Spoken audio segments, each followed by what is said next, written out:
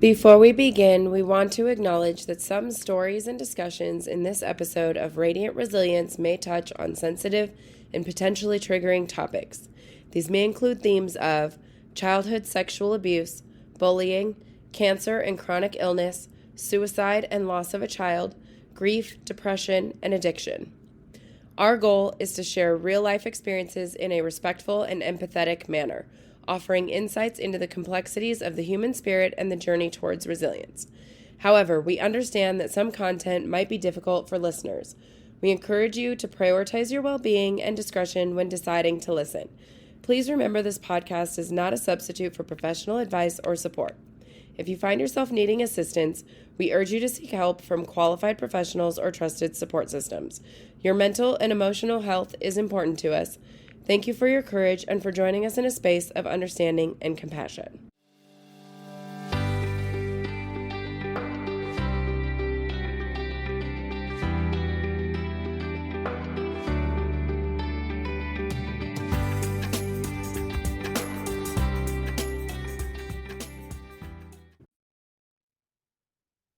Welcome back, everyone, to Radiant Resilience. I have with me today Andy Campbell. Andy is a resilient survivor and inspirational author who has overcome numerous life-altering challenges, a victim of childhood sexual abuse and bullying, the loss of his mother at an early age after her 11-year struggle against breast cancer, the eventual estrangement from his father, who was plagued by untreated PTSD, his struggle against stage 4 pancreatic cancer, and the loss of his youngest son to suicide. Despite enduring multiple surgeries, grueling chemotherapy treatments, and the tragic loss of his youngest child, he has demonstrated remarkable strength and perseverance and developed a deep understanding of resilience and knows firsthand what it takes to overcome monumental challenges. To share with others what he has learned through his experiences, Andy has written Overcoming Life's Toughest Setbacks, 15 Breakthrough Core Beliefs to Transform Challenges into Opportunities. In this book, readers can access actionable insights from the 15 core beliefs crafted to empower us to navigate through life's labyrinth. Your journey from experiencing life's storms to dancing in its rain unfolds in this book's insightful examples. Andy lives with his wife and remains actively engaged in the lives of his 3 remaining adult children as he continues to support his family while managing his own health challenges. His book shares the principles that have helped him navigate life's darkest moments, offering hope and guidance to others facing adversity. Whew, that's quite the bio, Andy. Yeah, it is a little long. But Yeah, welcome. Thank you so much for being here. thank you. Thank you. By the I way, the bio is not nearly as long as when I went to a therapist after my son's passing for EMDR, if you've ever heard of EMDR. I've heard of it. I haven't done it. Yeah, she had a legal pad. She was writing down, like going through my bio. Yeah. And when she got to the third page of the legal pad, I was like, can we just stop now? That's enough. I think you have enough to work with.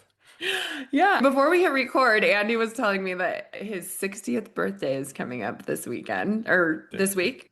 Yes, Yes. next week. Yes, next Friday, 4th of July. Happy birthday. So Thank you've you. lived a long life and had lots of experiences. So, Yeah, yeah. I must have. I do not remember the agreement I made before I got here, but it must have been something. It must yeah. have been a. I don't know. I don't know. I don't understand why I would have agreed to this, but there must be some purpose for it. Yes, absolutely. I am very grateful that you are here today. I'm going to let you, that's a lot of stuff that's been happening in your life. So I'm going to let you decide where you feel like a good starting point is. And then you can go from there and tell us your story. And yeah, hopefully somebody listening will feel a little less alone in their own journey. Yeah. So maybe we'll start there. Yeah. I don't know at what age it was. You go through some things, and there were some dark moments, obviously, and some difficult times. But at some point in my life, I remembered, separate from these core beliefs that over time, I refer to them as core beliefs. They were things that that I believe I have observed over the years. And I would collect one at a time. Tawny, I'm like a visual thinker. When you say words, some people hear words. I hear pictures. So I Mm. have to like paint a like when you're speaking, I'm painting a picture in my mind. And so what I would do is I don't know, maybe it was just dealing with things. as I began to understand something, I would have it would become a picture for me. And then, but you can't really tell a whole picture, and I can't might not be able to remember a picture. So I would create these phrases so that I could remember like a meta phrase. Yeah. And that would represent a picture to me of something. Okay. And so whenever things would happen, I would go back to that phrase and it would remind me of a picture of Okay. how, maybe it was something I learned about how to get through something. And I would have a visualization of what getting through it was like and at what moment did something happen or change or what did I observe someone else doing. And I would just write down these phrases. And at some point before I started writing down these what became the core beliefs, I was thinking, and I don't know what age it was, but it had to be like in my teenage years or something, late teenage years maybe. I started thinking my grandparents and my parents, my grandparents and their ancestors, they all lived very poor lives. Like these were row crop farmers from South Alabama, basically sharecrop farmers. And they had settled the land in 6 generations before the Scotch Irishman had married one of the daughters of Chief Manawa of the Creek Nation of the Muskogee Nation so they could work out a land deal. But they basically had nothing, right? They Mhm. built their cabin. And it dawned on me that through like all these generations, people like the population keeps growing. Things like people keep, families move on, Yeah. but they had to experience some really difficult things. Yeah. They had no toilet paper. They had no indoor plumbing. They had women didn't have sanitary products. There Um, was nothing. yeah. And yet somehow, Mm. like they just lived. Yeah. And maybe it's I heard someplace that in past generations, they didn't have time to think about like themselves to get introspective. You were too worried about the extrospective stuff, like how will I Yeah. eat? Will that bear kill me? Will my wife die in childbirth? Will this happen? Like, like Yeah. well, it was like everything, right? But I was thinking about that, visualizing, and I thought, like, how did they do it? And I don't mean like physically how did they do it? Like, what kind of mindset would they have to have done that? And so I came up with these 6 words. Like I started from the left to the right. I'm doing it right now, like I'm Yeah. picturing it. But I would start like from the left to the right, and I would say they were successful. Okay, like in whatever. Okay, maybe not today. We think like monetarily successful. They don't have a vacation home there, but they were successful. They survived, and then they procreated, and then at least some of those survived. And so Yeah. generations went on, and so I started with they were successful. Like how did they become successful? And I thought, I've read and heard this story since I was a child of Solomon's wisdom. And that was like the basis of Solomon's success. And I was like, they must have, I know some of them, so I know they weren't wise people, but they must have become wiser to Yeah. become successful. They had to have some level of wisdom. Yeah. And like, where would that come from? And my grandfather had this saying of experience is what you get just after you needed it. And so Mm. it's okay, then wisdom must be like you get experience. That's how you learn. But how do you stay around long enough to learn? And I was like, okay, you got to persevere, you got to have perseverance. And perseverance comes from determination. And then so I worked my way back till I got to this word honor. And I was like, maybe the starting point is do the honorable thing. Do Mm. what's honorable. Whatever that is in the moment, that's a hard thing to define. But I think Yeah. most of us know in that moment where we have a choice, we may not think of it in the word honorable, but we think the teller gave me an extra 20 by mistake. I should probably give it back. Like, Yeah. and then sometimes we don't. Yeah, but the point is, like, we have that moment where we know what the right thing to do is. Yeah. And so I thought, if you start with honor, then when difficulty happens, that must be what gave them courage to Mm. keep going Yeah. because they felt like it was the honorable thing to do, right? Yeah. And so you can argue about whether it was right or wrong, but in their minds, they believed that was the right thing to do. And so when difficulty hit, it would give them courage.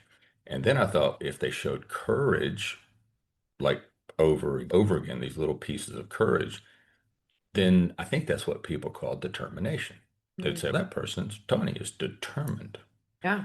And if you showed that a few times, then people will say, that person just persists. They just Mm. persevere. They just won't go away. Yeah. And it's kind of it's like in the Bible they talk about it, you just pray unceasingly and eventually God gets tired of hearing it. It's like persevere, like persist, right?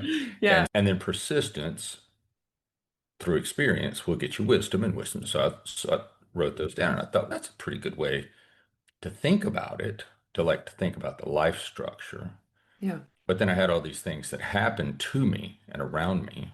And I think there's three kinds of things that happen to us. There's the things that we contribute to that happen to us, both good and negative. But I think it's important we have to take our responsibility for what we do that Yeah. impacts us. That is different than taking responsibility for what someone else does to us. But it's kind of Hmm. like I was sexually abused as a child. I don't excuse people for that. I don't that happened, but there comes a point in one's life where you got to say, how long am I going to allow what they did to me to cause me to do bad things to myself or to do less positive things to myself? Sometimes that's Um, easier, though, is to blame somebody else. For a lot of people, that's the easier way to go. and I To think take it's, your own yeah, chemicals. like your own contributions, not to Yeah. that situation. I didn't Right. contribute to being molested, but at No. some point in my life, I'm drinking, I'm partying, and at some point, you Mm-hmm. got to look at it and say, wait a minute, why are you doing these things? Well, you're doing it to cover up this pain or to get some relief from it. Is that the honorable thing to do? No, it's probably better if you confronted it, right? And then Mm-hmm. you show a little courage. And then it's kind of like when you go to therapy and it's not just talk therapy, but they're really like ripping off the scabs and the wounds and dealing. Mm. And and you don't want to do it, but you have just enough courage to keep doing it. Yeah. And then you get this feeling like you're just determined to do Yeah. something about it. That's kind of what gives you the perseverance to get through all the other stuff. Anyway, I put these words together, but that was like a life thing. That's like, okay, broadly in life, or like just either at a high level or at an individual decision level, like that seemed to work for me. It gave me some structure. Yeah. And because of things that had happened, I needed some way to make sense of things. You know? Sure. And at what As point in your life did you start coming up with all this stuff? I don't know, I was probably like late teens, Oh, wow. That's early pretty, that's a lot of early wisdom for 20s. that young. I think I'd had some experience. I'd had too many experiences. Yeah. And at some point you decide, am I going to drink myself to death before I'm 30? Because and party myself. I like to think there are at least a couple of rock stars who are envious of the lifestyle that I was capable of leading. Like they're just, man, that guy. But you do realize that it's not the optimal way So to deal you, with these things. before your late teens, then you were sexually abused, you experienced some bullying, and then you lost your mom. That's a lot. And then estranged Yeah. from your dad. Was that all before? That was later, but he was Okay. dealing with all those things then. My mother actually died when I was 22, but she was first diagnosed when I was 11. 11 Um, years is a long time it's a to. long time. What I will credit her with is that what everybody needs somebody they can look to say in any given situation, they can say, that person made it, or that person showed me how to deal with this.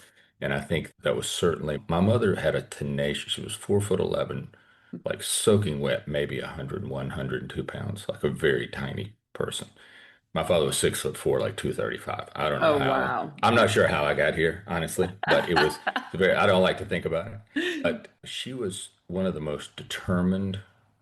She didn't do everything right, but she just had a passion for life. Mm. And she had an unbelievably determined spirit, just probably the most determined person. I've only met two people like her, and she was far the better of the two people. Oh. But I think in her 11-year struggle, in her 11-year struggle with cancer that eventually took her life, she showed me how to live with that determination, that passion for life, that I want to breathe.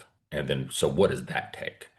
And she just did everything. And so when my time came, I had that as a model through these things to just say, I'm going to persist. And so I think there's three things. There's the things you do to yourself, things that other people do to you, and then there's just the universe as a whole.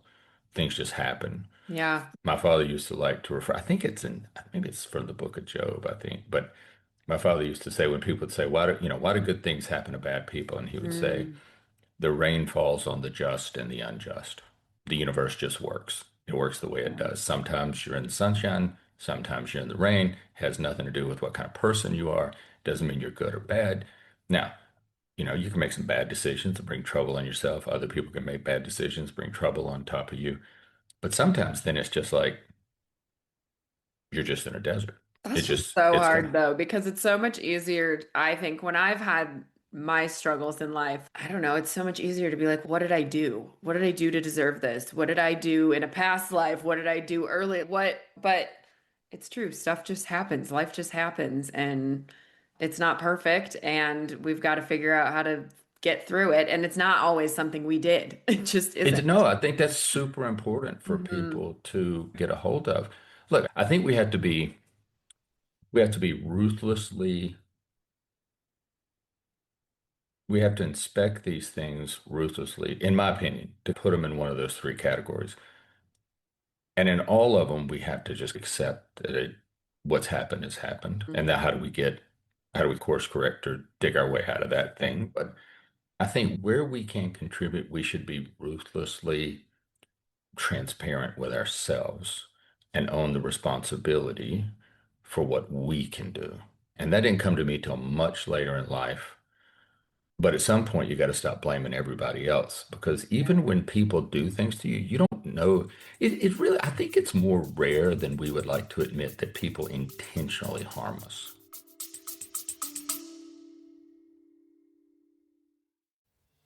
Hi, friend, and welcome to this episode of Radiant Resilience. We are always looking for new guests on the podcast. I want to highlight you if you have a story of resilience that inspires others. Everyone has a story, and I believe that sharing yours can help others feel less alone. Are you ready to share your journey and inspire others? I want to hear from you. Every story has the power to impact lives and foster a supportive community. If you have a tale of overcoming adversity, personal growth, or a unique perspective on life's challenges, I would love to have you as a guest on the podcast. To become a guest, please email us directly at radiantresiliencepodcast@gmail.com or click the link in the show notes to become a guest. Join us in spreading hope, strength, and inspiration one story at a time. Be brave and share your story so others feel less alone. I hope to see you soon.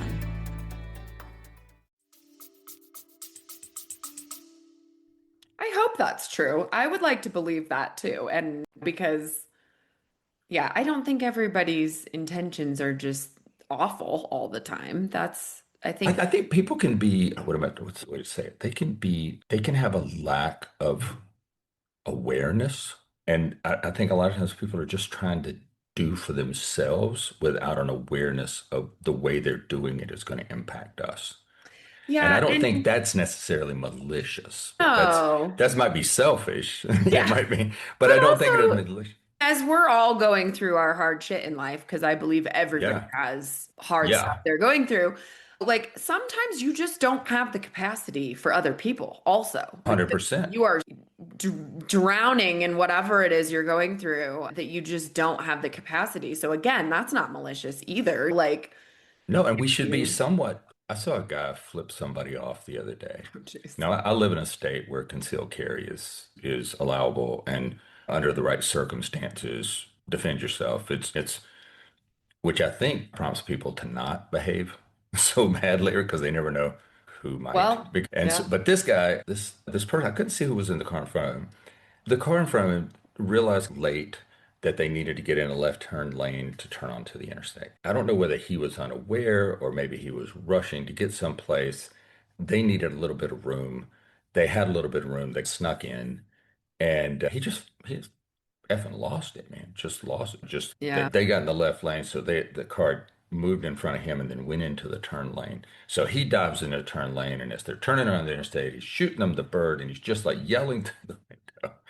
And at first, I'm thinking, man, if I was the guy in the car in front of him, I would just pull over and we'd have to chat. Or maybe I'd let him pull up beside me and I just inform him that his behavior could be threatening and I'm armed. So let's don't go there. You think about these things.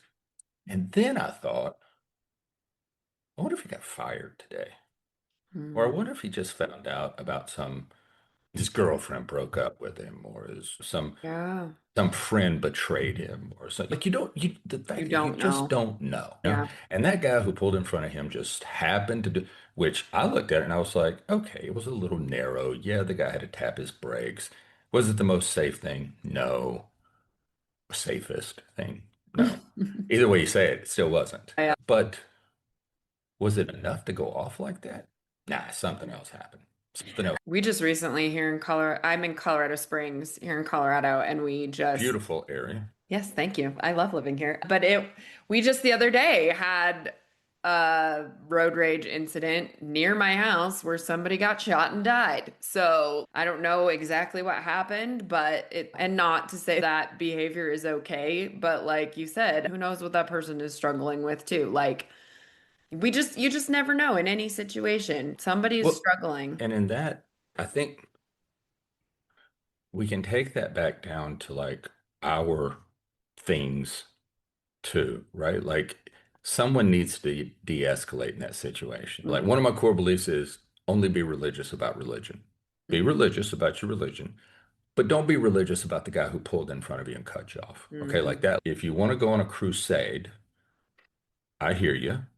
I just don't think you ought to do it in traffic with somebody who just really wasn't trying to hit you. They just Yeah. screwed up. They didn't look over the left shoulder And we've all or been there we've too, all, right? we've all Like, done it. Like even the guy chasing him down has done it. He probably did it yeah. yesterday. But I think it's difficult in that situation to tone it back and not let it go because there's a part of you that's you're threatening me. Now we gotta do something about it. I'm not going to be intimidated. Like all these things start happening. But these things, but that same model happens in our daily life. Somebody Mhm. says something to you, or there's just, I was at the dog park the other day. This guy comes in, my wife and I are there. We go late to this dog park near us because our older dog, he's very territorial, Mhm. sweet dog, pack oriented, would die for anybody in the family. He's just a great dog, but he can't quite turn it off. So we don't take him to dog park with everybody else, right? So we go late. And then it turns out that when we get there, there's this other guy who's walking his dog in. And my wife and I just walk into, they have it split in half. So we walk into this one side where our dogs can be alone. And my wife says, "Hey, dude, are you coming in this side?"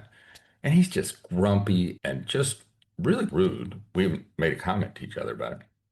He takes his dog and goes in the other half, which is like the back half of this two-part dog park. It's 8 o'clock in the evening. Nobody's there but just us. And he's just grunting and won't speak and just not a pleasant fellow. And so his dog, there's like a water fountain in between the two halves. So I go over and I'm pushing the button so my dog can get some water, and his dog's on the other side. So I reach over, push the button so his dog can have some water. And because there's just like, I'm not going to hold it against the dog because the guy's an asshole. Yeah. And so and so he turned and he goes, "Oh, I appreciate that. Thank you." But yeah, not a problem. So I don't know what happened next, but I then saw like my wife was chatting with him and she's like, "Look, I think I've seen you here before. I think your dog likes being in this side." And he goes, "Yeah, actually, he's a little older. And so really the exercise he gets, and he's not a tremendously friendly dog, but like the exercise he gets is running up along the front fence when cars go by. So that's like his exercise for the day."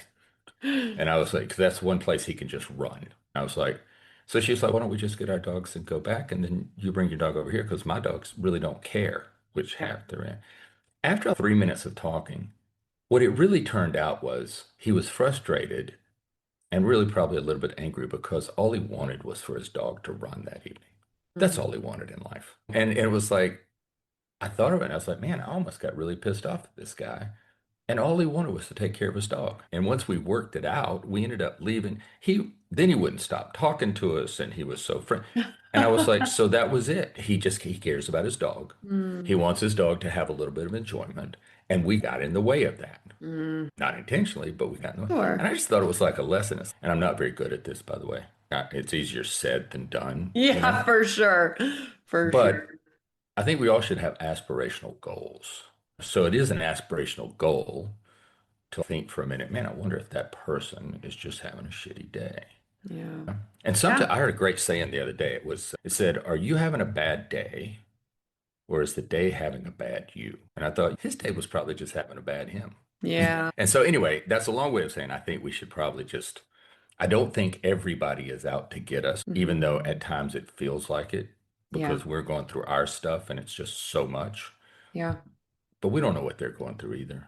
Yeah. And No. everybody's going through something at some point. So, Yeah, nobody gets out of this thing. Nobody no. gets out of this thing without scars. It just doesn't No. happen. No. Absolutely not. So you mentioned that your way of dealing with a lot of this stuff originally was drinking, partying, all that stuff. At what point or what happened, did anything happen to trigger you to be like, oh yeah, this isn't good? So what happened was all the like the smoking, cigarettes, weed, drinking, just excessively in what I thought was enjoying myself. And there Mm. were some enjoyable moments. That's the paradox of it. There are some enjoyable moments. That's so how hard do I have to work to get that back? I think probably when we had our first child, so I would say I was 30, and we ended up having four children all over 2 years apart, except our youngest was 16 months separated from the first. Now we didn't have any family to help. By then, my mother obviously passed away. My wife's family, she was estranged from her parents and they had gotten divorced. There was a lot of stuff going on in there. And then eventually they passed away. So it was it really, it was just my wife and I. And so we had an agreement, or we did agree, that because of our childhoods, that if we had children, that she would stay home and that would be her job full time would be homemaker and mother.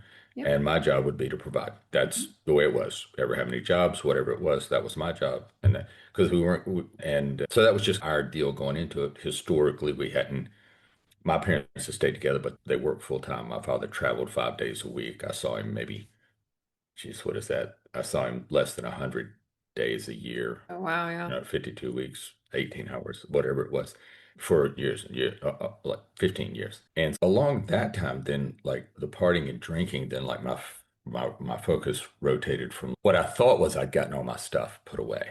I'd like, I've had it in its box. It was done. Move Mhm. on to the next thing. So my focus became the family Yep. and providing. And then at some point along the way, four children, at one point five and under, just my Wow. wife and I. And when you go through that, you end up going to marriage counseling because just the load is a lot to carry, right? There's not a lot of time for, oh, let's talk. There's not a Yeah. lot of time for that. And somewhere along the way, to get a little bit of a break from it, when my children got old enough that like my older daughters could watch the boys or everybody got old enough where we could go out a little bit. There's you need to start doing like some date nights and stuff.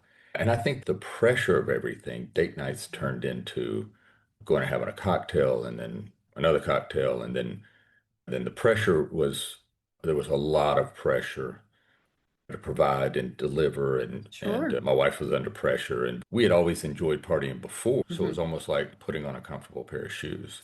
Yeah. And so then it started up again.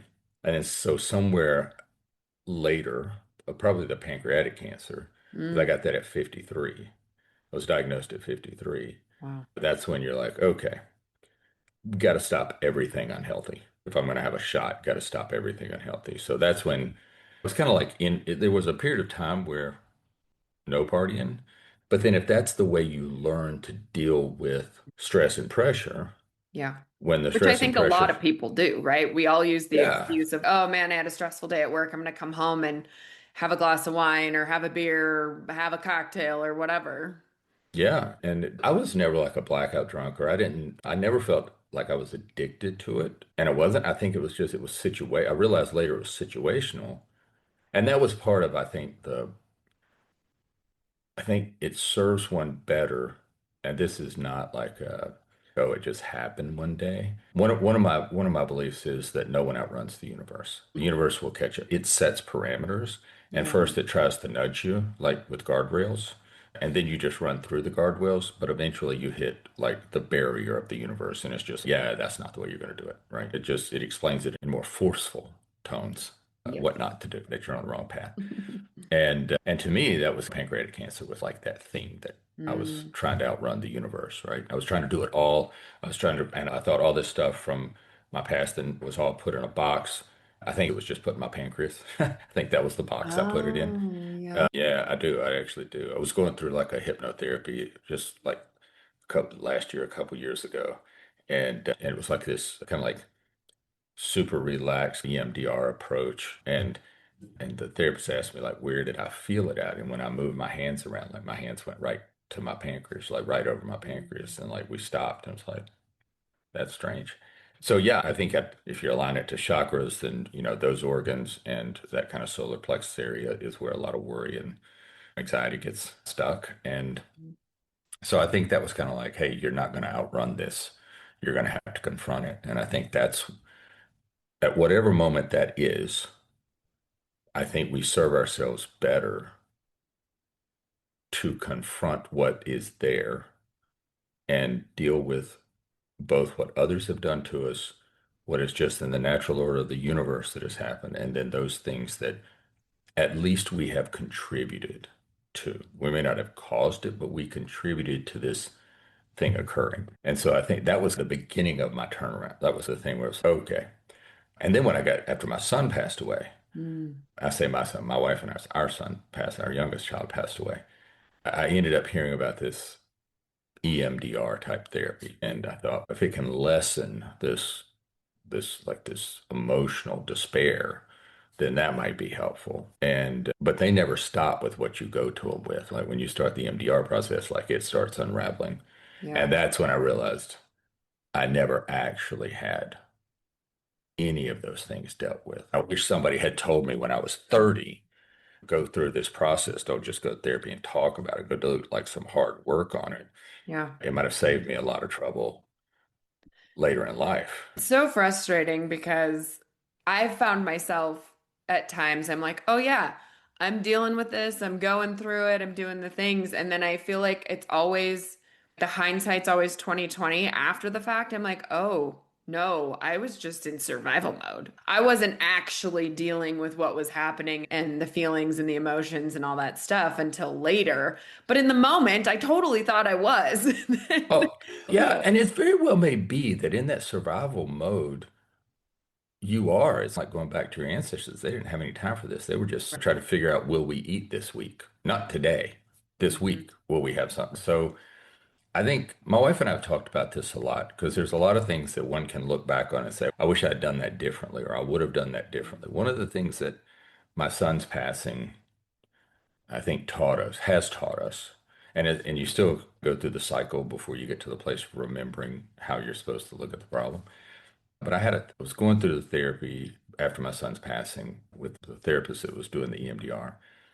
And I said something, I don't know, it's like 2 or 3 sessions in a row. I kept talking about things that if only this had happened, then he wouldn't have taken his life. If only this had happened, maybe if I had done this, if I didn't blame anybody else. And I do ultimately hold the person who takes their own life responsible for that decision. People who say they're not mentally stable, they're not but I think I was saying something about what if I had done this differently, then he wouldn't be dead. Mm. And the therapist was like, why is it every time you say what you would have done differently, the only outcome is a more positive outcome? And I said, because it would have been. It would have been positive had I done this, or if we had known about that. Like ketamine wasn't a thing at the time, and he had major depression. And today there would be things like maybe legally get him into a trial with psychedelics or help Yeah. him with ketamine or do something. There would be Yeah. some things that we would think of differently today than we Yeah. did even 4 years ago, right? That Yeah. wasn't a super ketamine was just coming out and that kind of stuff. And I've talked to people whose children had suicidal ideations, and while it doesn't work for all, that ketamine has helped a number of them get to deal with that, and it's saved their lives. But I would say this, and she said, why do you think it would have worked out better? And I said, because if this had happened, then that would have happened, and Mhm. this, he wouldn't have killed himself. And Mhm. she goes, okay, what if you had done that? And then she listed off some things that could have gone worse. She Mhm. was like, he was major depression. What if you had done that thing, whatever it was that I'd said? I can't remember what it was, but she Yeah. goes, what if you had done that and he had attempted suicide and had failed, and now he was a paraplegic or a vegetable or in a coma for the duration? That wouldn't have worked out. And you'd hate to say better than, but that is not a positive outcome, is what she was trying to say. Yeah. Okay, not like one would be better or worse, but there's an outcome that's not positive, and everything you're thinking about is positive. So what if you had done this other thing, and then what if he had decided to take someone else's life before he took his own? What Oh, if he had, she went through it, and I was like, geez, you could stop already. What she was working to explain to me was, and I did get it in the moment, I still lose track of it, but at least now I know it so I can come back to it, is that, look, we are where we are, and we don't actually know if anything we had done differently would have led to anything more positive than the situation that we're dealing with. yeah, And that was a super hard concept for me to come to terms with. And I don't, and there's still days when I struggle with it. sure. But I think broadly, it's probably, it's more accurate than not. Yeah, You we know, don't know. We don't know how that would have turned out. We can make up that story in our head, like you said, that if I'd have done this, then it wouldn't have happened. But we don't, yeah, you don't really know well, what would have happened if you would have changed those things. you don't. And like you talk about being in survival mode, I was in my mind, I was in, and I think I grew up this way. I still struggle with this whole cortisol level being in like fight or flight mode all the Mm. time. And I know it's just the things that have happened, like your system gets stuck there. I didn't realize that until much, much later in life. But I could say during those years before you had pancreatic cancer, maybe you should have never had a cocktail, should have never drank, should have never gone to concerts and I mean, but it was like a way out from under the pressure. And Yeah. so I could say I would have done all those things differently, but how do I know that then something wouldn't have happened? I would have snapped. My wife and I would have gotten a divorce. Everything could have. Yeah. And I'm not justifying bad behavior. I'm just saying, what good does it do now to go back and think about what all could have been or should have been? It just is. We are where we are. Yeah. We don't actually know if Yeah. we would have made anything better. We could have made things a lot worse. Yeah. So, yeah, I would just encourage people that have either been through very difficult times or they've had something like the loss of a child, or they look back and they think whatever that situation is, that job loss, that the loss of a romantic interest, whatever it is, look, are there things that you could look forward and say, going forward, I would behave differently? I think that's a useful way to look at things. Yeah. That you have a little bit more control over. You still don't know what's going to happen, but you can make those changes now. You don't You have to can at make least those test changes. it the next time Yeah. and say, well, I wonder if I don't Yeah. punch that guy in the face, if that would make things better for me. Like, then I wouldn't go to jail for that. Or I wouldn't just get frustrated and yell at my wife about something. Maybe the day would go better. Maybe next time I won't do that. Okay. I guess what I'm saying is it's like, how much time can you spend in the past? The more time you spend in the past, the greater grip it holds on you. And then your energy and your thought and your focus gets turned to the past. And then I think that's how people get stuck. That's one of the ways people get Mhm. stuck. So I think what this therapist helped me see was don't get stuck there. It is what it is. If you think there's something you would do differently, then do it the next time. Yeah. How long ago did you lose your son? 4 years ago, this June is Oh, 4 years that's ago. Yeah, beginning of June. very recent. That's Yeah, not it that long is. ago. Yeah, and it's not good though. I would like to think 4 years is some decent span of time, but then I heard the Robert Plant, the lead singer for Led Zeppelin. I didn't know this about him, but I guess 42 years ago, he lost a 7-year-old child. And he said that he and the child's mother were just, I saw him in an interview. So this is probably last year, but I just recently saw the interview. And he's got tears about it. And when he's talking about it, it's been 42 years. And he goes, we were just talking the other day, and we were just both tremendously sad about, like, he would be 49 now or whatever it was. And I Wow. was like, damn, that sucks because I'm only at 4. So this is going to go on forever. And Yeah, I think, I don't know. I've talked to a lot of people over my lifetime, and I feel like that has got to be losing a child at any age, regardless, losing your child before you go is never the way it's supposed to be. And I just can't even imagine the heartbreak that goes into that. It's just absolutely got to be devastating. yeah, and I think I had seen an aunt and one of my aunt and uncles lose a child. He was my dearest, closest, really my closest friend. We're almost like brothers. We were born 30 days apart, and he died at 12. Just a freak thing. Nobody knew back then if you gave children with high fevers aspirin that it would turn into Rye syndrome and shut their organs down. Nobody knew that. And this was like the late 70s or late 70s, something like that, early 80s. I can't remember. Anyway, late 70s. And it really, there was a lot of trouble in their marriage before that happened.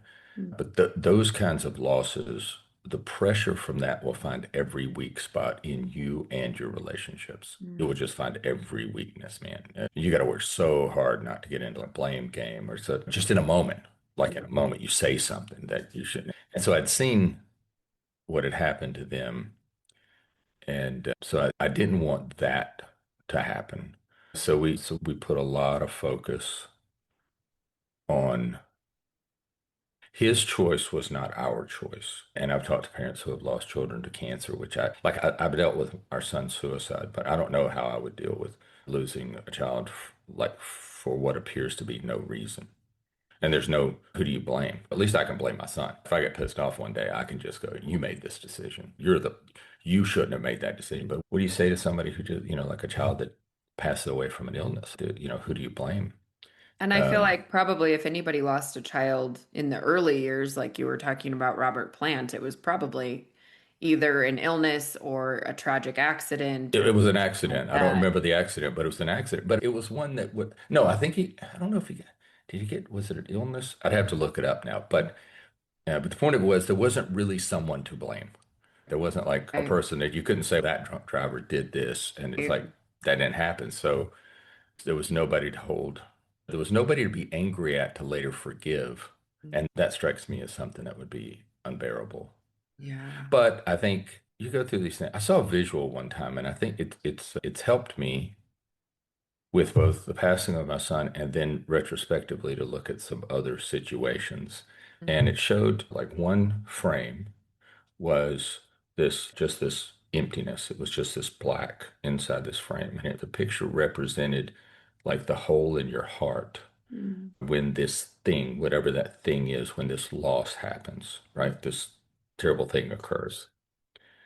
And it was describing that it's 100% of the picture of that frame.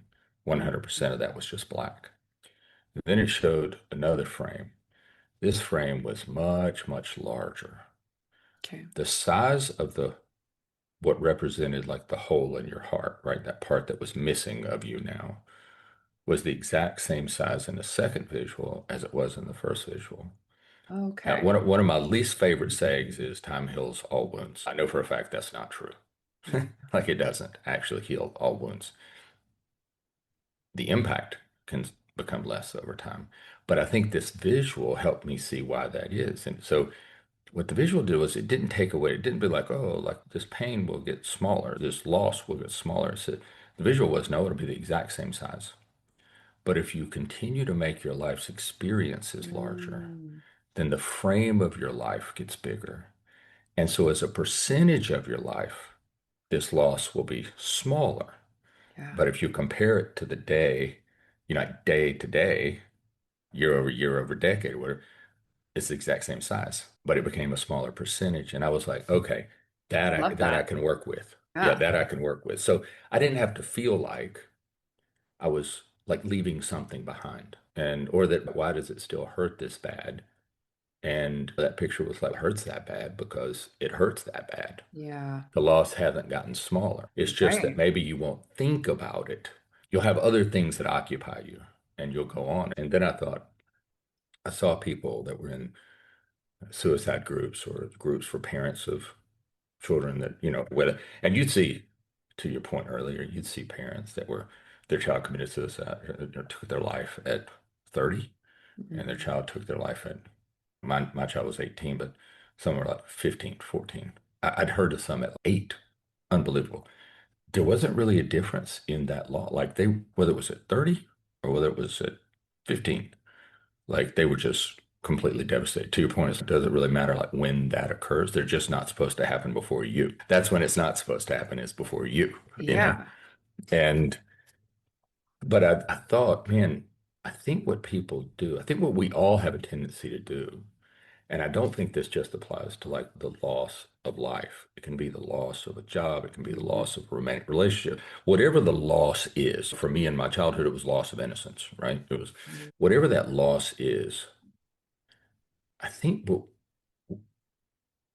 maybe by design, but It's almost there's a part of us that feels like we will betray that experience if we continue to move forward in life.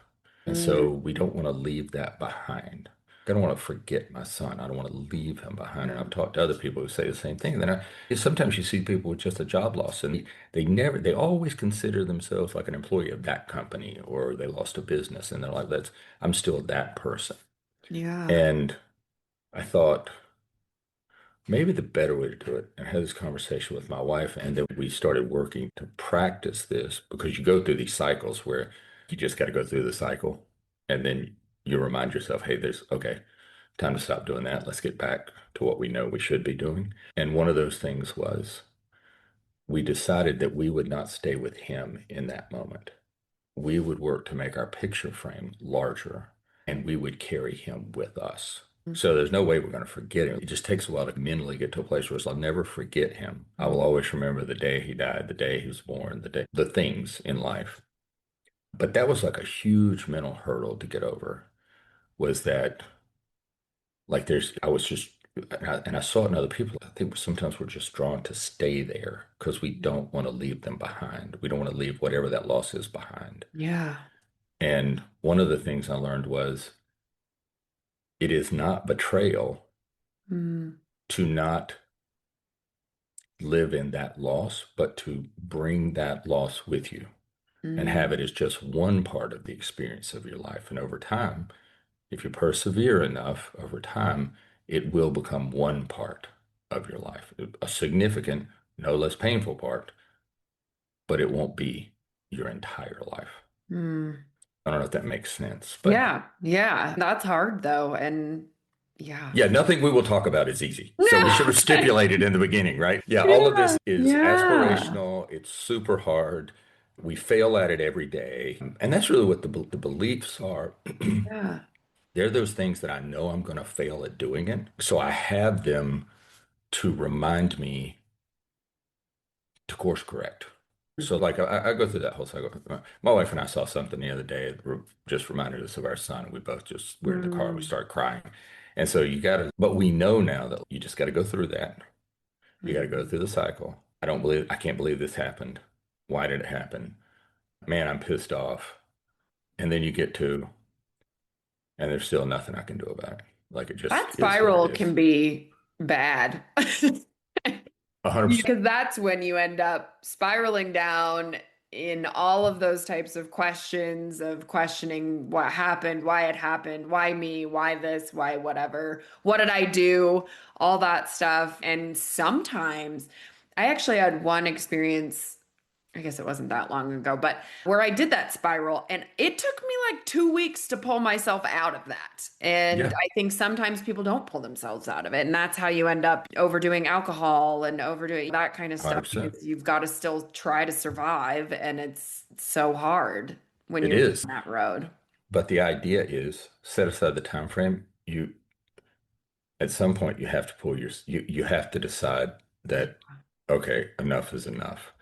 And that's what these meta phrases do for me, right? Whether I go through it for 5 minutes, 30 seconds, or 2 weeks, at some point they just always come back to me Yeah. and remind me, hey, you need to think about this differently. It's not helping you right now. And Yeah. you talk about spiraling after my son's passing, my wife was on the verge of taking her life. She didn't want to live. And I think I'm not comparing one to the other, but I knew when this happened, I'd seen what happened to my aunt when she lost her child. And my grandmother had lost a child when he was under a year old. And she had told me stories about how when she lost that child, it was her sixth child. And I guess that back then it was always like, if you're going to lose one or two, if you could get out with just lose, what, because that was like in the 1930s, right? So it wasn't the same standard we'd have today. But she told me back then, you collect all these little pieces of information and you have to be willing when the shit hits the fan, you got to be willing to work yourself back to remembering these things so they can help you dig out. So my grandmother shared with me that when she lost her son, and she still called him David, and it had been like, I don't know, like 60 years since then. She talked about him like he was still here. And she said when that happened, she woke up like it happened. She went to sleep, and when she woke up, everything was what we would call grayscale today. It was just, she would say it was black and white. Everything was just, it was a shade of gray. There was literally no color. She could look at the sky, she saw no color. She could look at the grass, she saw no color. Everything went away. Now, for her, she's a very religious woman, and but she really struggled through that with her religious beliefs. Just she was disciplined in her way, the way some people are disciplined about meditation or mindfulness approaches or whatever. She was disciplined in reading her Bible and praying, even when she didn't want to. She was like pissed off at God, and this is just not. But and she had my grandfather was a terrible alcoholic and violent guy, so she had a lot of shit going on. Yeah. Okay, but she said, Andy, at some point, and she didn't remember the exact point, but at some point, she said, I woke up one morning, I'd been praying, like because she goes, I really just wanted to end. I wanted it to end, but it didn't end. The gray ended. She woke up one morning and she could see color again. And she didn't know the moment it happened. Like she just remembered, she knew that she had woken up, and when she looked outside, she could see color and she could hear the birds chirping. And she thought, okay, I'm not going to die from this. So this, I can see color again. So I must be coming back. And so I'd seen what happened to my aunt when her child died. I had a feeling my wife wouldn't put it in these terms, but it's okay. So really bad situation. Maybe the world is gray. Because the mother carries the child, right? Like this was her youngest child. She had carried him, she Yeah. had fed him, they had a little extra time to spend together because the ones that are a little bit older are doing things. And we had known for years that he suffered with depression and that he had thought about taking his own life many times. And he had a promise to her that he would never do that without talking to her first. Like and we were open about these things. Like we knew it was a challenge. We knew it might happen. You can't get prepared for it no matter how much. Yeah. And so that was like, not only did she lose her youngest child, but he had violated their trust. She never went to him. He never went to her. He just decided that was it. And I just had this strange feeling one day. I can't remember what she was doing, but I called her and she told me later she wasn't going to answer, but she did. And she had decided that day to end her life. Oh, She didn't want to live. She didn't want to live anymore. Just the pain was too much. yeah. And I talked to her, and our family physician, who knew all the children, he was devastated from Heston's actions. And he had told us, look, there's a much higher percentage of people who take their life that are associated with people who take their life. So you got to call me. If anything goes sideways, you got to call me. So I had his cell phone number, and I said, listen, just drive to his office. She said, I don't have appointments. I said, just drive to his office. I messaged him. He set other patients aside, got her in. Mm. Yeah, that would have been a terrible outcome, Terrible. considering, yeah. But I guess my point is that you go through these cycles, and in that case, she had to make the decision to stay, but we were able to put like the encouragement and path around her to give her the chance to say yes to it.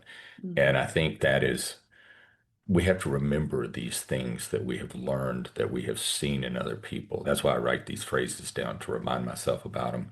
And I think, God, I don't even know how we got off on that topic now. I'm trying to tie it back together. And it always kind of gets me a little sideways thinking about that. Sure. But the point is, we always have to, I think it's helpful to remember that we're not the first ones to go through something, to have examples of people who have gone through things and survived. Like with my grandmother and my aunt, my mother, who passed away from cancer. We're all going to die. I don't know if you thought about it this way, Tony, but the number one cause of death since man's existence, it's not cardiovascular disease. It's not cancer. It's birth. Birth is the number one cause. We're all going to die. You're Mhm. born, you're going to die. Now it's a matter of timing and what you do with that time. Yeah. And I think so. It's helpful.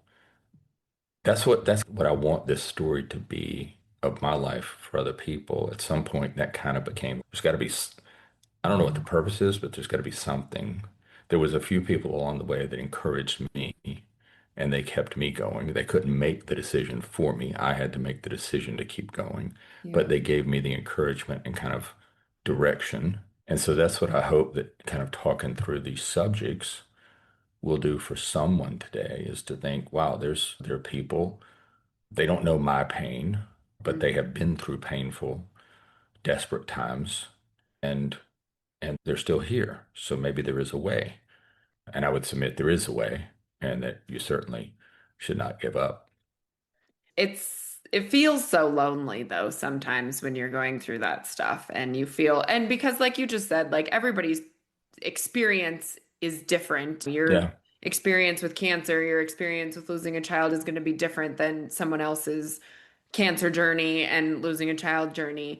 And I think we can talk ourselves in those moments into thinking like, nope, no one understands what I'm going through. And that's true. Nobody knows the exact experience, but also, like you said, people have hard stuff they're going through. And I do think it's comforting to know that there are people out there that are also experiencing and also feeling the same feelings because I find myself berating myself sometimes. I know I shouldn't feel that way, so I need to stop feeling that way.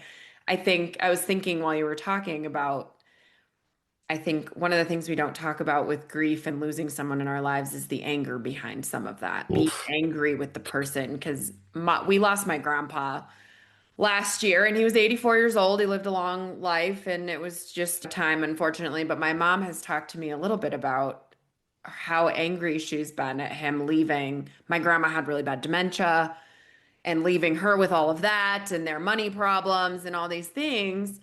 But she felt ashamed of that anger too. And I imagine in a suicide situation, I imagine there's anger with that person there too. And I think that's something that we maybe need to normalize a little bit more than because everyone's feeling it, but no one wants to talk about it because they're ashamed about it. So, I think that is a really, that's an excellent point to bring out and talk about because I believe you are 100% correct. Like there's not like a 1% on either end where it's incorrect. It's just like you're correct. The whether it's and maybe it is shame. I shouldn't feel that way. I just think we have to. My experience has been it's what we do with that and how long we allow it to stay with us. At some point, I decided not to be angry with my son, but Mhm. it does come out. I remember Sure. I got my wife this dog. She wanted this dog. It was cat right after my son. And one of our dogs was getting older, so we knew he wasn't going to be around very long. And she wanted, it was like a healing dog. He's like a healing dog. And he's the half brother of our older dog.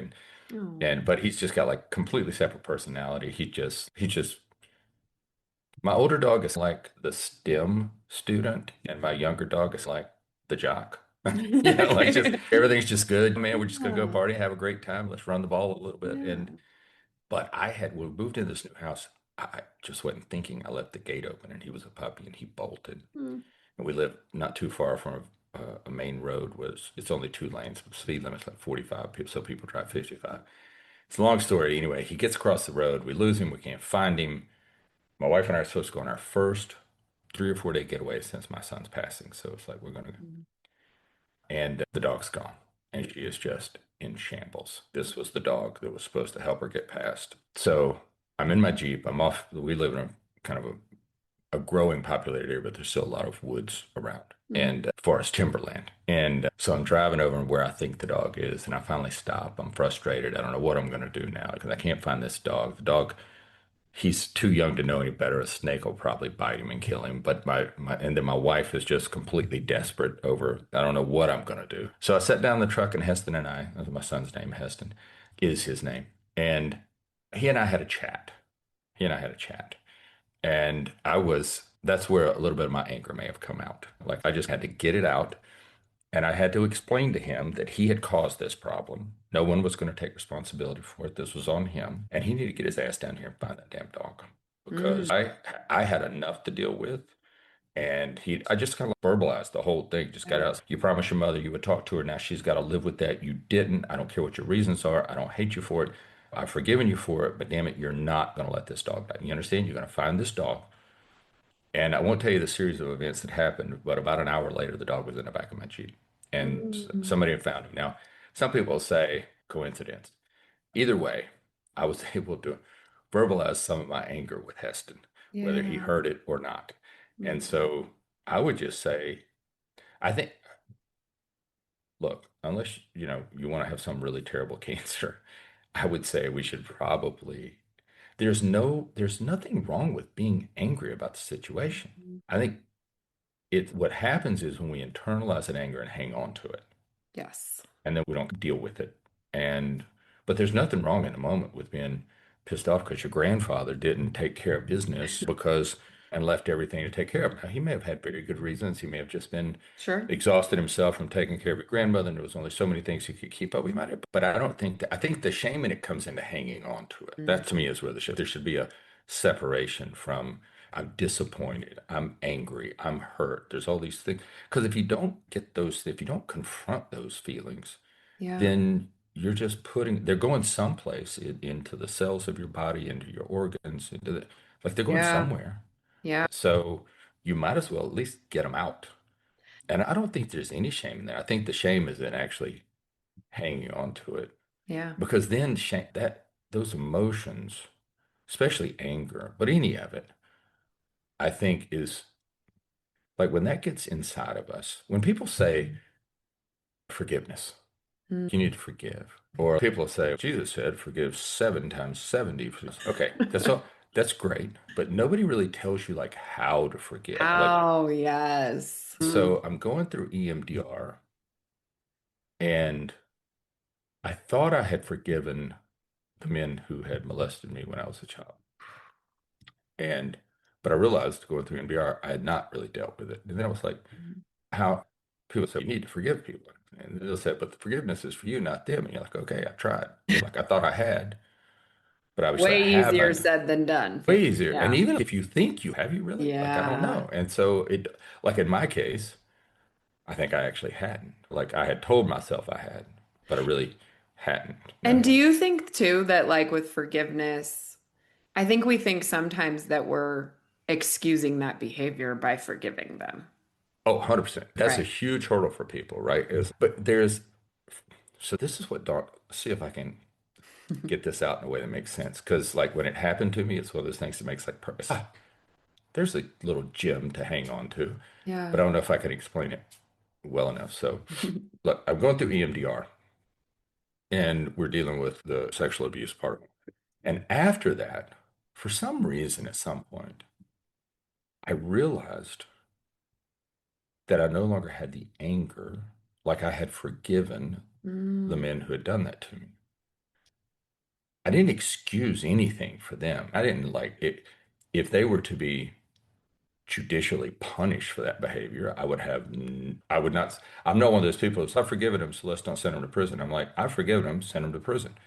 But the question, there's a demarcation there where it's like punishment for the action. So I'm not excusing the action, and I'm not, I think people mistake like forgiveness with the alleviation of punishment for an action, Mm. right? So the punishment stays for the action. I even think God works it out. Say, hey, I forgave you, shit got messed up, and there's going to be some consequences. Okay, I don't know what to tell you. But I think I realized going through EMDR, I was like, how did I do, like, how did I get to a place?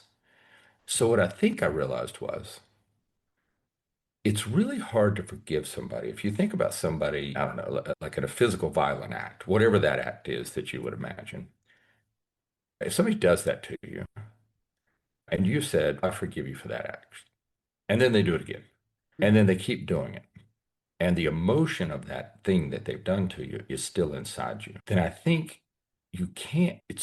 I don't know how you can forgive with the emotion of what happened to you still clinging to you, like on your back, on your shoulders, inside your chest, like wherever it's at. And so I think what forgiveness is, I think when the emotion is removed, like the anger, the pain, which for me, like going through EMDR, was a way to separate the emotion from the memory of those events. So as long as I would say I'd forgiven somebody, but every time I remembered them, the emotion, the pain, and the anger would Yeah. like immediately rush back. And so I think what I saw was when I separated the memory from the emotion, and I could think back to the event without that just unbelievable amount of anger and everything, pain and self-loathing, like all this stuff that comes from that stuff. Yeah. Without that, it's like forgiveness. There was no trying to, it just happened.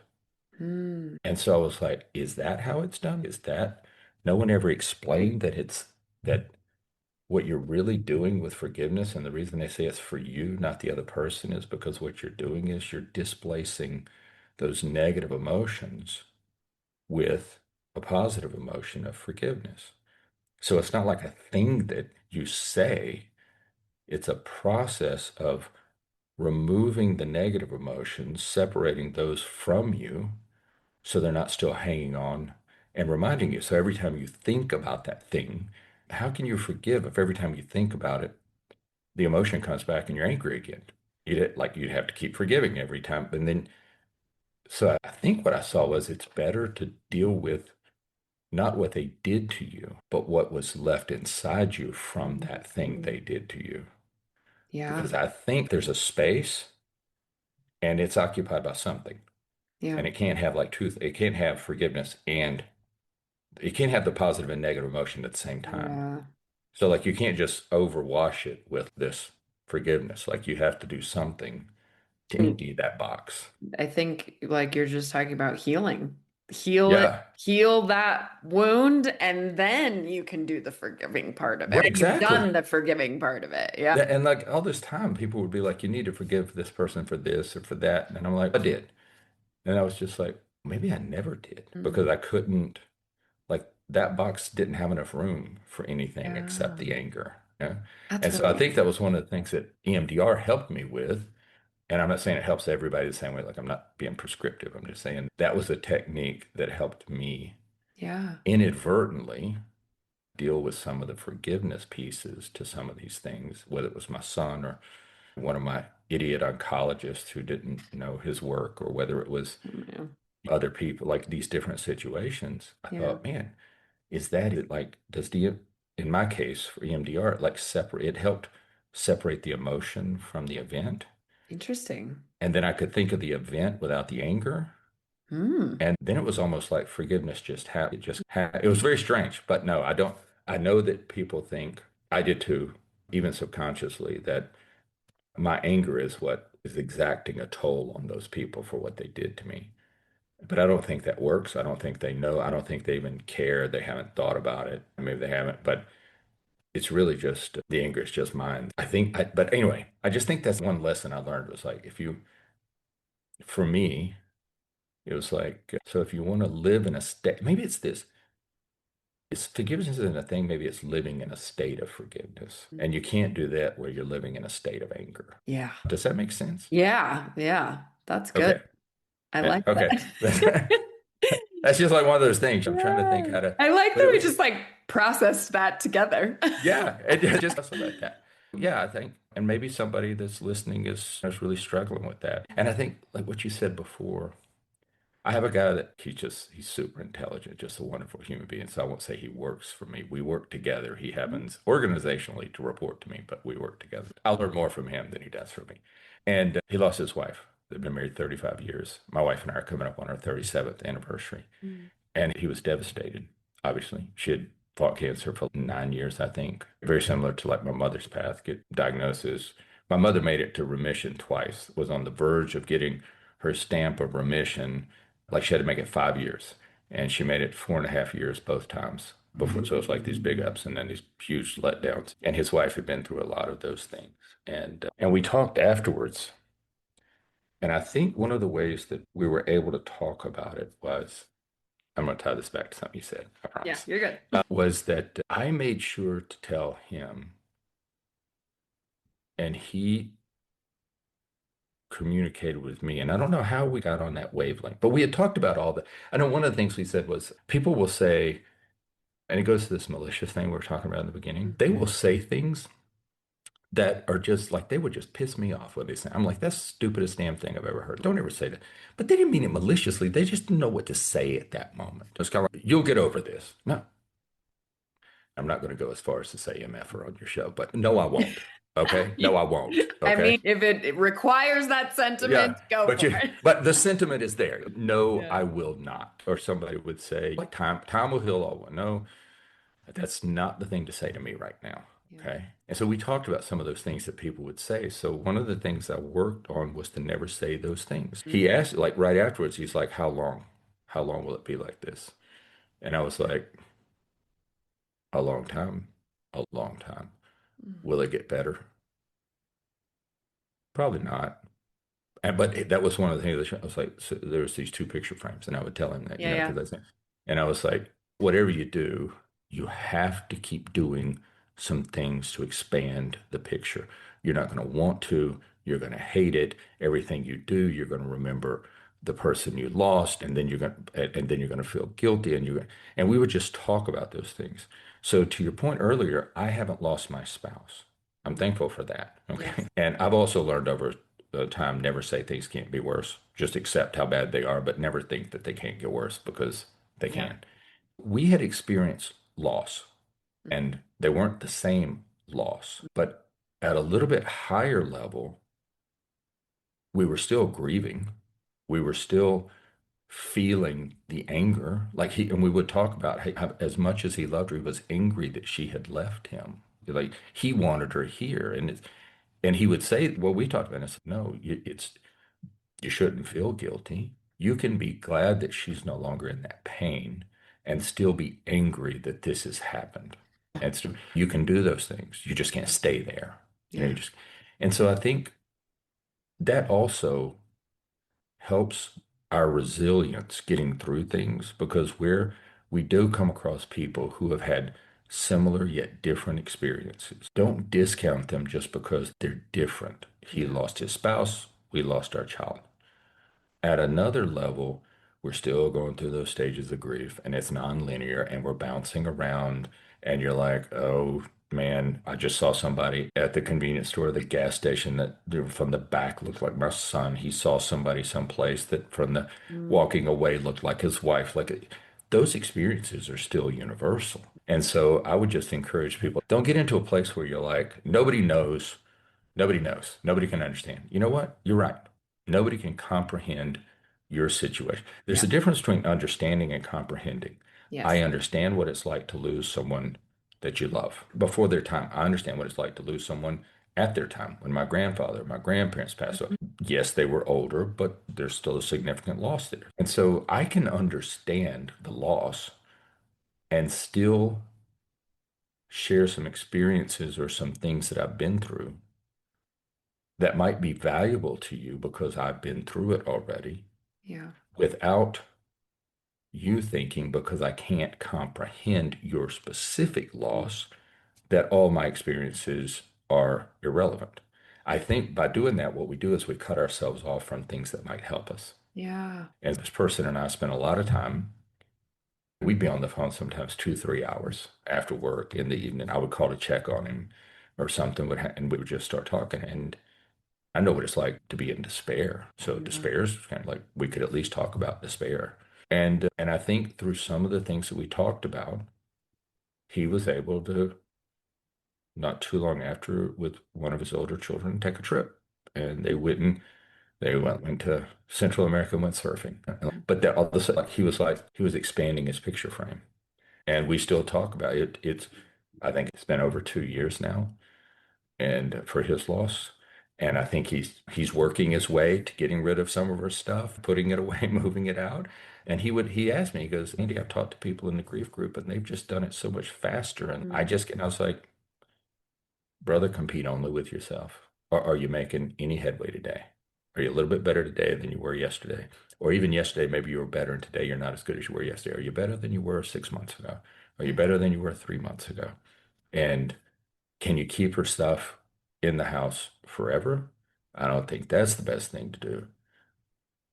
Is 2 years too long to work your way? You've dealt with some of it and like it's taken you longer. I still got stuff in a storage locker from my son. I just went through it 3 or 4 months ago and got rid of a bunch of stuff that was like the last of the stuff and then I decided what I was going to probably keep until I die. And so I just think don't cut yourself off from other people. One, just because they say something that to you sounds really stupid because they don't know what to say. They really don't know what yeah, to say. And the other thing is, don't discount someone who might have a kernel of wisdom or a nugget of helpfulness just because they haven't been through exactly what you've been through. yeah. So Oh, I don't know if we were if that was too far down that rabbit hole. No, But I love that. That's so I've been through infertility and the amount oh, of things that people say to me, it's just absolutely mind-boggling. And I've had to deal with that for so right. many years. And I'm just always, God, and I'm a hairdresser and I recently moved salons. And so now I'm like rebuilding my clientele and I have all these new people that always want to We got to ask. tell the story again. Yes. And they're like, and I know it's coming because the Yeah. standard question is, do you have kids? And I've tried to just say no. And then they want to be like, did you want them? Or do you ever want Yeah. them? Nobody ever leaves it at that first no. They never No. just And go, it's, how's it's, the weather tomorrow looking? They don't do that. yeah. And it's the same questions over and over. And it doesn't Yeah. matter how many times I prepare myself for the same questions, the same comments, the same. It sometimes I'm just like, can you not ask me that? Yeah. And I think, look, again, it's one of those things where I think it's reasonable to be frustrated. I do work, like my wife gets super pissed off about these things. Okay. She said something to people a couple times like, hey, let that go. Nobody even wants to deal with this. Nobody Mhm. wants to hear. It's not that it's almost like that negative thing they don't want to put on them in some way, or they just don't know what to say. What do you say when somebody, like when you say, yeah, I want children. I've so far been unable to have them. Well, what do you say at that? So I got to the point where there was a time when I would literally just to stop a conversation. People would say, how many children do you have? I said, I got three alive, but one killed himself. Ooh. I had four, but one killed himself. Nobody knows what the fuck to say at that Yeah. point. They just Yeah. stop. And I'm like, want to talk about football? We could do that. Baseball, hockey, anything else, weather. But then I was like, that's cold because they don't deserve to have that put on them. They didn't know what to say. They were just, it's like I'm punching them between the eyes. They don't know what to say at that But moment. sometimes Like I want to do that. I'm like, 100%. no, you're like, Yeah. oh, I don't know. But I Don't get and don't like, feel, look, don't feel guilty about that either. It's a part of the passion that we as humans have. Like we have these passions and desires, and I would just say don't feel guilty about that or the frustration of it. What I would tell my wife in this situation would be, look, you gotta go back to Jesus on a cross. Forgive them for they know not what they do. yeah, And the yeah, truth is, I don't want them to know. Okay? yeah, I don't want you to know. I just want you to leave me alone. That's all I yeah, want you to do. Like, don't, because it just, all it is, like, they don't see it, and I don't know if this is for you, but for me, what they don't realize is they're just reminding me of everything, right? yeah. Reminding me of it. And then that's painful. So now that pain's got to go someplace, and it's probably going to go back on them. And my wife gets very upset about it. And I'm like, listen. So I changed that, and I was just like, I have four. And and then they would say, "Oh, how old are they?" So I give their ages, and I quickly calculate Heston's age, and I give them those ages. And then they're like, "So what do they do?" And I'm like, "They're all in different things." And I would say something. I'd say what Shaw does, and I say something about what I imagine Heston would be doing today. And so I think I realized it was easier to play along. And I'm not like your situation's different, so I'm not suggesting that for this Yeah. situation. But it got easier. But then there's always that one person who's just not gonna fucking let it go, man. They're just not gonna let it go. Well, No, that's where I'm like, I thought when I could say no, I don't have kids, that would just be the end of it. But it is amazing to me how much people push. They always ask, did you want kids? Do you want kids? Like, it always goes there. And I actually have a friend who's similar situation, and she said she just started telling people, I didn't want them. Nope, never wanted them. And so you then, know what? I was literally just thinking that. It's like what would happen if you just said, "No, my husband and I we decided to go down a different path." but then to me, that feels dishonest. And so then I'm like, and there was a time period where I was like, oh, yeah, I don't think I'll ever do that. But now I'm getting to the point where it's been so much. I'm like, I'm about ready there. I'm Yeah. ready to say Yeah. that. I Nope, know it wanted them. does. It does. I can see how it carries like that. I'm Yeah. not being truthful about it because the truth is this is what I want, and I'm not being truthful about that. But yeah, I don't know. That man, I tell you, if some people would just take a hint, and I don't know why they can't take a hint, and it's not even it's beneficial for. It's not like we're like there's a purpose for this. It's not like I'm filling out papers with the hospital or like insurance. I'm Yeah. having to say, oh no, it's just my husband and I. It's not like any of that. It's just people are just. So that's one thing that I have started doing is pulling up before asking too many questions. It's like maybe they won't do it, but as a lesson to myself, I've gotten to where I ask much more kind of innocuous questions. Yeah. Like I almost don't ask people anymore how many children they have Yeah. because Yeah. I don't, they could have lost one too. I don't Yeah. want to. It's just, I've just gotten down to now I know what old men, now I know what old men are always like, how about that weather? Yeah. And I was like, Yeah.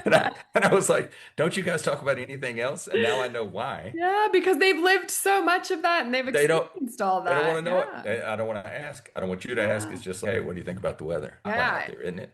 Yeah, it's Yeah. so interesting. Well, I am going to wrap us up here. I feel like Okay. we could Yeah. keep Yeah. talking for forever, and this is Yeah. an Yeah. amazing conversation. And I'm so grateful to you for coming on and being so vulnerable because this stuff is, especially, I didn't realize that your son had only passed 4 years ago. So thank you so much for being open and Yeah. vulnerable about all of that too, because I know that's not easy. You have your book out. Is that pretty much everywhere books are sold? Pretty much everywhere that Amazon sells. Which is pretty So, much everywhere we yeah, buy yeah, stuff. yeah. You can find it on Amazon. Probably the easiest way is just go to my website, askandycampbell.com. And from there's a link for the 15 core beliefs, and you can, that link will take you to Amazon. Otherwise, you got to go to the search bar and just type in Andy Campbell. I'm the second book because, as you can tell, this conversation has not been about my life as a transgendered person, which the first book Okay. is. Go Okay. to the second one because if you pick Yep. the first one, you're not going to find anything about this conversation in it. Yes. Yes. I don't know. We go back and forth as to whose name comes up first, but That's fun. use the second one or use the one that's the 15 core belief, overcoming life stuff as setbacks. But probably the easiest way is just go to the website and Yep. And we'll get link it there. that in the show notes. So if Yeah. anybody wants an easier access to that, go ahead and look Yeah. at the show notes. Do you have, Andy, any final thoughts, parting words for my listeners? We had a million gems in this conversation. Yeah, it So was great. I really enjoyed it, and I really do appreciate. I'm very grateful that we have a chance to have this conversation same. and have a talk. I would say, no matter what your mind is telling you right now, no matter how desperate you feel, someone asked me one time, through all these things, what was I proud of? What was like the one thing I was proud of, or the most proud of? I can't remember how it was phrased, but it's basically that. And I thought, who would be proud of this? And I thought about it some more, and I came up with this. I said, the thing I'm most proud of is that I have not taken away from the Creator his opportunity to move the universe in my favor. Of all the errors I've made, of all the things I've done, I never took away from the Creator his opportunity to move the universe in my favor. And so, what I would say to anyone who's struggling right now or who's been through very difficult times, don't quit.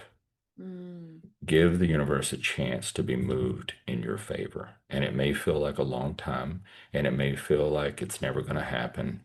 yeah. Don't quit. That's the main thing. If you continue on, if you persevere, that's the only way to finish. You have to persevere. And so I guess my parting word would be, no matter how bad it is, and even if you're thinking that guy doesn't understand how bad it is, I don't understand how bad your particular situation is. I don't comprehend Yeah. the details, but I do understand what it's like to be in a complete state of despair. Mm, And what I will tell you is the only way that I'm still here today is because I did not quit. that's good. Thank you so much for this whole conversation. It's been amazing. Thank you. And thank you, everybody, for listening. And Andy, again, thank you so much. I really can't tell you enough how much I've appreciated this conversation. And thank you, everybody, for listening. And we'll see you on the next episode. Thank you so much for tuning into today's episode. If you enjoyed our conversation and found value in the stories shared, please consider following us on your preferred podcast platform. Your ratings and reviews make a huge difference. They help us reach more listeners and continue bringing you engaging, insightful content. We appreciate your support and would love to hear your thoughts and feedback. Until next time, keep listening, growing, and sharing.